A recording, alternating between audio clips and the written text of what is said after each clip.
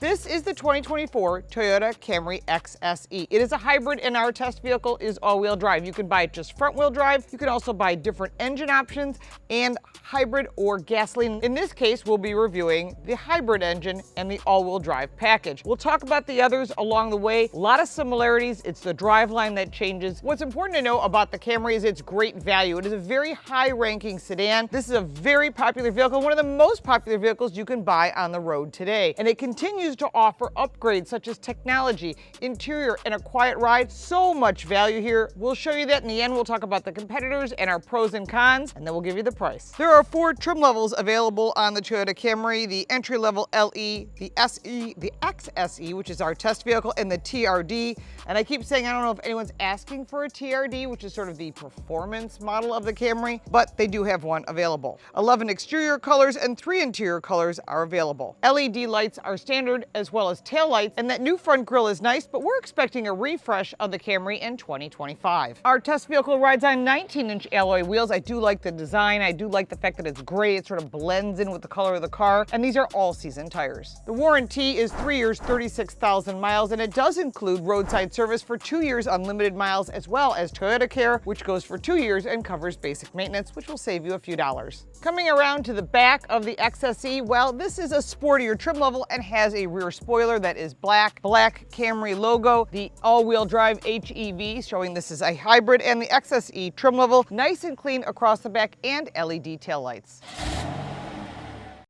First thing you'll notice is a 12.3-inch digital gauge cluster, which is nice, and if you've driven a Toyota before, you know how it works. You can adjust the information that you want. That's for the audio. You can pick your drive modes. That's all on the right side of the steering wheel, and there are additional safety features that you can have: lane departure, your cruise control, and all of that is here. On the left side, you've got your voice as well if you want voice controls, audio, and this changes the information that's in front of you. I'm actually impressed with the beefy steering wheel. It is a bit sportier. It is not a flat bottom wheel, but it doesn't have to be. And I love this red interior.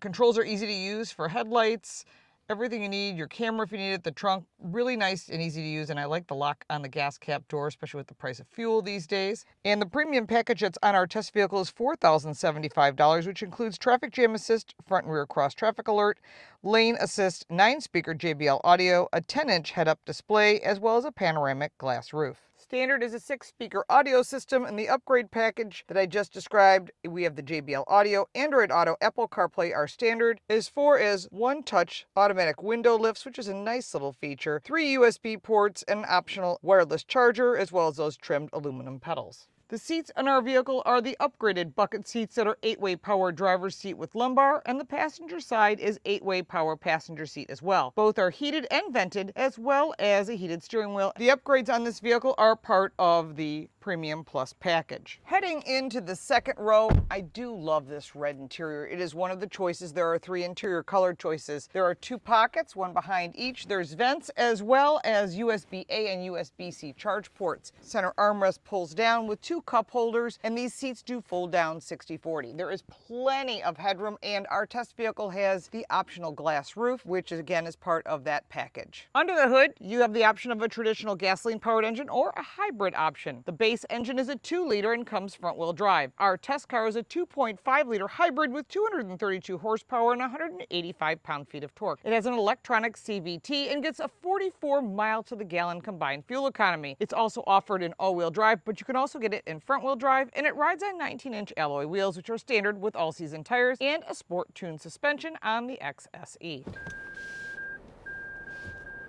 That is the front cross traffic alert, which is part of the additional safety features that you can buy on this package. Yeah, it's kind of an expensive package at $4,000, but what you get is that front cross traffic alert, which I actually like. And you can turn down the volume and make it vibration only and all that stuff, but the idea is that they want you to be safe on the road, and part of what's standard in this vehicle is Toyota Safety Sense 3.0. So that means you're going to get all of the forward collision warning, rear cross traffic alert, around view camera, all that stuff is standard on the XSE, which I really like, actually. Now, one of the things that you will find right away driving any Camry for that matter is these are really easy to drive. They are not sports cars. They are not about a spirited drive, although there is a sport mode, and most people just leave it in whatever mode you get into it and you're going to drive, which is the normal mode.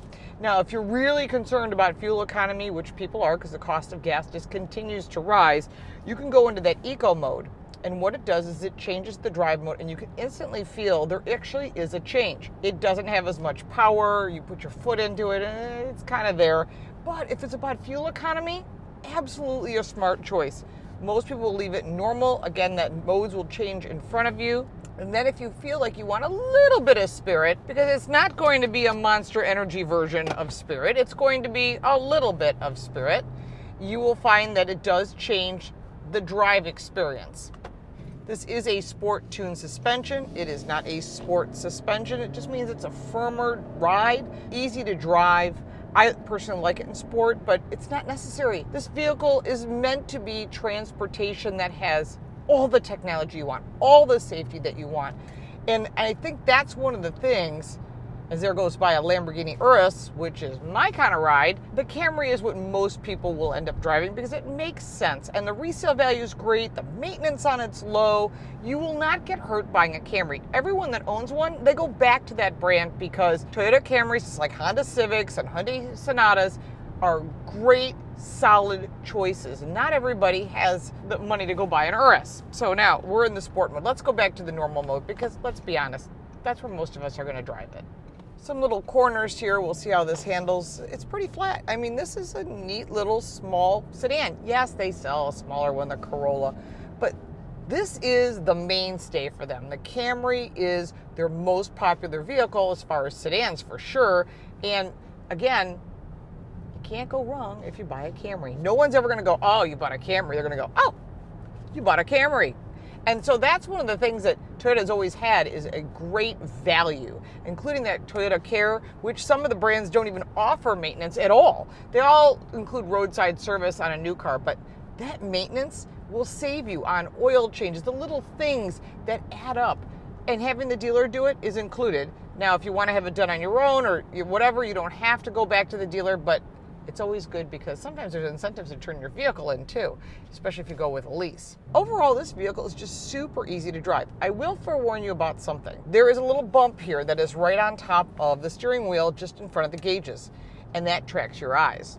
Now, I have learned that these very cool glasses, those things don't like, which is why I'm going to keep these glasses, because they can't see your eyes. And it wants to see your eyes, so if you're looking away or you're not paying attention, you're going to get a notification on the dash that says, hey, pay attention to the road, which is a good thing because people have their head in their stupid phones. I want you to keep your eyes on the road, your hands on the wheel, and that's what Toyota wants. They want a safer vehicle. And all of this is leading up to the future of driving, the forward collision warning, the lane change departure, all of these nannies, as I call them, that some people love and some people don't. Well, they actually can make you safer on the road, which will also lower your insurance rates. So before you make your final decision on any vehicle, I always remind people, because it's easy to forget, oh, I love this car, it looks amazing, I love the red interior and so forth, and then they forget to check with their insurance agent. And of course that depends on your driving record, your credit score, and a million other factors, so keep that in mind. It's got really good pickup and a nice balance of brakes and handling. This vehicle is so improved over past Camrys that I'm really looking forward to the 2025 where they're going to make even more changes. My gut tells me they're going to go pure hybrid across the lineup, but if you want a gasoline-powered engine and you don't want the hybrid, then you might want to grab one of the 24s because it seems that the rumors are out there that Toyota is planning to go all hybrid. And if they do, they'll also offer the electric when you're looking at like a Prius, which is also a great vehicle. We've reviewed that on our channel. You can check that out. But this is important to note because if you don't want the hybrid and you own this vehicle for a long time, remember you're responsible for two propulsions. You've got the gas and you've got the electric side. And yes, there's a long warranty on that, but still at some point, someone's going to get a used vehicle that's outside the warranty, and that's when it might get a little pricey. And much like those people that still drive a Prius that's super, super old, they're going to drive it without the hybrid portion, which makes it kind of a slow vehicle. Let's take a look at the cargo space. We'll talk about the pros and cons, the competitors, and the price. Cargo space is 15.1 cubic feet of storage, which is a bit more than the competitors, and the seats fold down 60/40 to give you additional space if needed. There are some pros and cons when it comes to the Toyota Camry. They have high fuel economy, great technology, very comfortable and quiet interior. Considering this price point, you're getting amazing value, and including that Toyota Care definitely will help save on the bottom line. On the negative side, well, that entry-level engine is a bit low on power, but it's not about power, it's about value, and you're getting great value. It's not meant to be a refined engine, and it's not meant to be a driver's car. It's meant to be a vehicle that's easy to drive, and it does succeed in that area, which is why they've been so successful with the Camry. The 2024 Toyota Camry has a wide range. The entry level starts at $22,050 and goes all the way up to the TRD at $36,845. The XSE, our trim level, starts at $31,429, and our test car had a lot of options, and that really upped the price to $44,569. If you want an XSE, you do not need all the extra goodies. This vehicle does a great job at this price point with all-wheel drive, is good for year-round. When it comes to competitors, well, there's not that many sedans left. The Honda Civic and the Hyundai Sonata are their direct competitors, although there are other vehicles in the class. Many brands are removing sedans from their lineup, but according to Ford, they're going to start bringing them back. So we'll see what the future holds, but in the meantime, the Toyota Camry is the leader in the segment. The Honda Civic is also a great competitor. We've reviewed them all on our channel, as well as the Hyundai Sonata. We'll have links for that down below in the description, as well as ways to reach us. If you'd like to support our channel, you can buy me a cup of coffee. The link is down below. If you have additional questions, put them in the comments. If you got value from this video, please like and subscribe. Share this video. Let your friends know about the new Toyota Camry. I'm Lauren Fix. Thanks so much for watching.